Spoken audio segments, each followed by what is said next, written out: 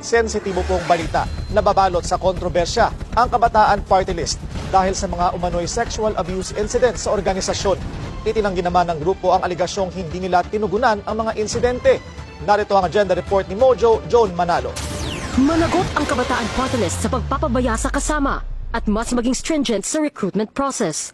Ito ang panawagan ng isang babaeng lumantad sa social media na biktima raw ng mga miyembro ng organisasyon. Sa magkakasunod na post sa Facebook, ikinuwento niya na hindi raw tinugunan ng Kabataan Party List ang kanyang sitwasyon. Matapos umano siyang ginahasa ng isang lalaking miyembro nito. Dagdag niya, hindi raw magkahiwalay ang accommodation ng lalaki at babae sa kanilang headquarters. Wala rin daw maayos na supervision sa kanilang shared space. Dahilan para maging pro nito sa mga ganitong insidente.